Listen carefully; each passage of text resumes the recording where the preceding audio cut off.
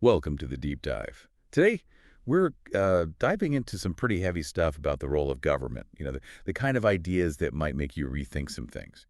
Absolutely. We're really going to dissect this article we have, The Purpose of the State. And let me tell you, it's certainly provocative. It really throws out a very different way of looking at things, especially for those of us used to, Western democracies and all that. Yeah, no kidding. It jumps right into it, too.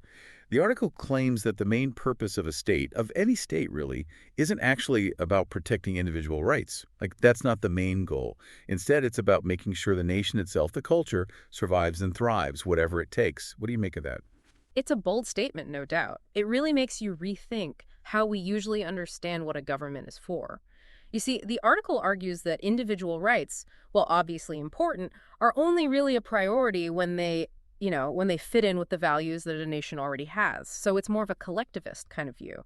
The needs of the group, of the nation as a whole, those come first. So it's not really about the individual's life, liberty, and the pursuit of happiness as much as it's about what those things mean in a specific culture, in a specific place. Exactly. And to give you an example, the article talks about China and Saudi Arabia. It says that, criticizing their governments just because they don't perfectly match up with Western ideas of individual rights, well, that might be totally missing the point. Yeah. They might be misunderstanding how those countries work, how their own cultures see things. So are they saying some cultures just don't care about individual rights? That doesn't seem right, does it? Well, hold on. It's not that simple. It's not that some cultures just don't care about individual rights. It's more like how those rights are understood, how much they're prioritized. It really depends on the culture. The article is saying there's no single right way for a government to be good. What we in the West see as universal, other parts of the world might see totally differently. And we need to be aware of that when we judge. Okay, I see where you're going with this. So if we just say, for the sake of argument, that a state's main job is to protect the nation and its culture above all else, how does that change things between the individual and the government? How do they relate to each other then? That's the big question. And the article suggests that it would be a much more collectivist approach, right? The state would be like a protector, a guardian, watching out for the nation's values, its long-term interests. And individual rights, while not completely ignored, are seen through that lens, through what's good for everyone, not just one person. So even in democracies, where we like to think individual rights are king, there's always this underlying tension between those rights and what the government thinks is best for everyone. Exactly. The article uses the example of national security agencies. Like, even in democracies that really emphasize individual freedom, we still have these agencies. It shows that sometimes, especially during times of crisis, the safety of everyone matters more than individual freedoms. That's a really interesting point.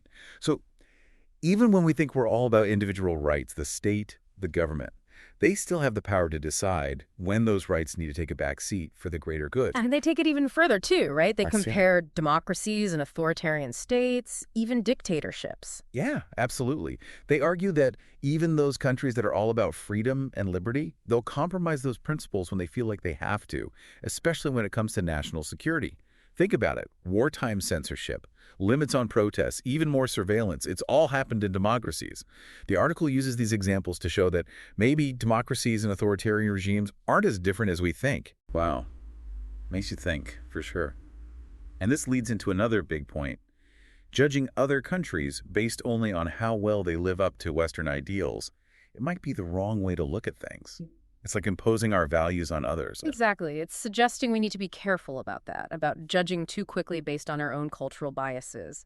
We should try to understand why those governments do what they do, what their own values are. A government might really believe that they're doing what's best for their people, for their way of life, even if we in the West see it as wrong or even horrible. It's definitely a call for more understanding, for seeing the world through different eyes. It really is. It makes you wonder, are our Western values, the ones we hold so dear, are they really universal? Or are they just one way of looking at things, one way to understand how individuals and the state and culture all fit together? It's fascinating, really. It is, but it gets even more complicated. Like later on, the article talks about judging entire civilizations, like whole cultures. It even says that some cultural practices might mean a civilization is, inferior. And that's where I started to get a little uncomfortable, you know what I mean? I can see why. This part is really tricky. It's like, on one hand, the article wants us to understand other cultures, to see things from their point of view, not just our own Western perspective. But then it kind of turns around and judges those cultures, says some are better than others. It's a contradiction, you know? Yeah, it's like it's saying, try to understand other cultures, but also some cultures are just plain wrong. It's a tough one to swallow. It is, and it shows just how hard it is to deal with cultural practices that go against our own values. Like, the idea of cultural relativism, that we should judge a culture based on its own beliefs, not ours. It's a good idea, but it doesn't make those tough questions go away. Yeah. When we see something that just feels wrong, what do we do then? Right. And it's not just about criticizing other cultures either. The article also talks about what it calls cultural decline in the West, in our own backyard. Yeah. They talk about mass immigration and how fewer and fewer people believe in God or religion these days. Yeah. What's the connection there, do you think? Well, it seems like the article is making a point about the importance of a strong national identity, having shared values, a shared sense of purpose. It's suggesting that those things are really important for any country to really succeed, no matter what kind of government they have. So if a country is divided with lots of different values and beliefs, it might have trouble staying strong and united. So they're saying that things like mass immigration and secularization, those things are weakening our national identity, our sense of who we are as a country, and that this could actually undermine, even destroy the state itself. It's a pretty dark view of things. It is pretty pessimistic, you have to admit, and it raises even more questions, doesn't it? Like, in today's world where everything's so connected, is it even possible to have one unified national culture anymore? And how do we find that balance between preserving traditions and, adapting to a changing world? Every society deals with these questions, and this article isn't afraid to bring them up. It's like they're trying to stir out a debate, not just give us the answers. But before we get too sidetracked, let's go back to what the article says about different types of government, because it actually seems to have a favorite, doesn't it? It does, doesn't it? Yeah. It argues that ideally a monarch, a king or queen, embodies the state and its values in a way that just doesn't happen in other systems. That's really interesting. Usually when we talk about types of government, we think democracies, republics, dictatorships. Monarchy isn't exactly the first thing that comes to mind these days. Right, but this article seems to be saying that a monarch, like the perfect king or queen, they represent the nation itself. Their fate is tied to the fate of their people, the whole country. It's a very romantic view of things, like a wise and benevolent ruler who guides their nation towards a better future. But isn't that a lot of responsibility for one person to handle, even if they're a royalty? And what about accountability? Democracies, they have ways for the people to hold their leaders accountable, to make sure they're doing a good job. Those are good points. And to be fair, the article does mention that even monarchies have their flaws. Like, if a monarch loses the support of their people, they lose their right to rule. It's not absolute power. There's this idea of a social contract, even in a monarchy. The ruler has responsibilities, too. So there's still this idea of balance, even in a system that seems like it's all about the ruler, about one person having all the power. Exactly. And the article contrasts this with democracy. It says that in a democracy, once you vote, that's it. You don't have much say until the next election. It's a pretty cynical view of democracy, like it can be short-sighted, easily influenced by what's popular at the moment, even if it's not the best thing for the country in the long run. It's that classic struggle, isn't it, between what the people want right now and what the leaders think is best for the future, even if it means making unpopular decisions. That's a great way to put it. The article seems to be saying that for a democracy to really work, the people have to be informed, engaged, and willing to put the nation's needs above their own personal desires. Which, let's be honest, is a lot to ask of anyone. It is. And the article seems to imply that if those conditions aren't met, democracy can be manipulated. It can become short-sighted and ultimately really bad for the country.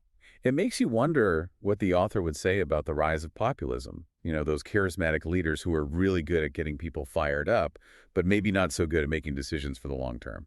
It's a fascinating question. It's like the article is wrestling with this tension between what the majority wants right now and what might be better for everyone later on. So much to think about.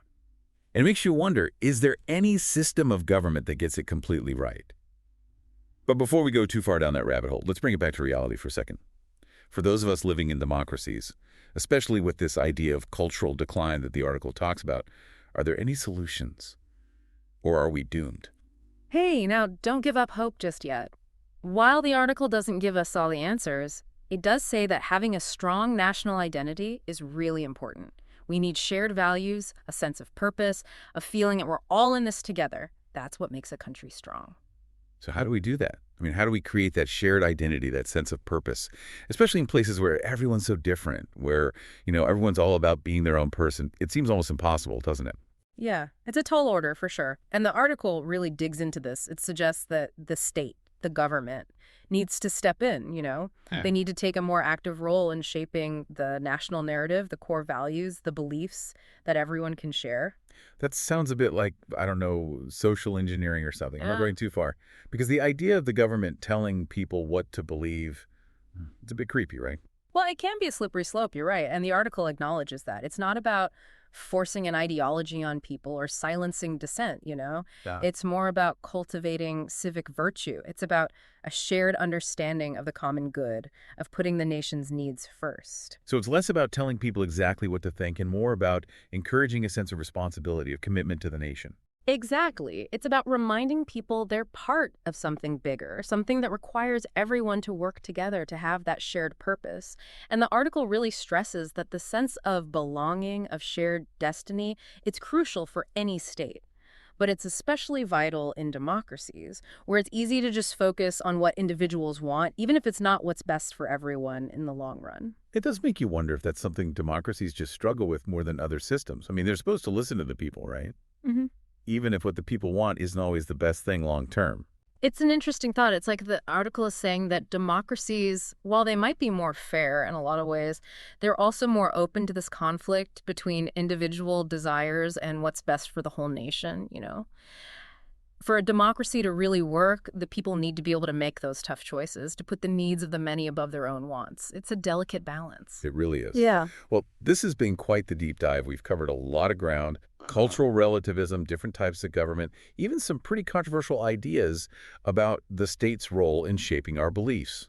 A lot to think about, for sure. Definitely. And that's what makes this article so interesting, you know? It challenges our assumptions, makes us ask those tough questions, reminds us that there's always more than one way to see the world. We might not agree with everything it says, but it makes us think critically about our own beliefs, about government, culture, how it all fits together. It reminds us that these aren't just abstract ideas. They really matter in the real world. They shape how we understand what's happening around us, how we interact with other cultures, even how we participate in our own democracies. Absolutely. And I think if we take one thing away from this, it's that the purpose of the state, our role in it, it's not a done deal. It's a conversation that never really ends. There's always more to learn, more perspectives to consider. And as the world keeps changing, so will our understanding of these issues. So true. It's a call to action, really. Stay engaged, stay curious, keep questioning the world around you. On that note, we'll leave you to ponder these ideas a little further. Until next time on The Deep Dive, keep exploring, keep questioning, and keep learning.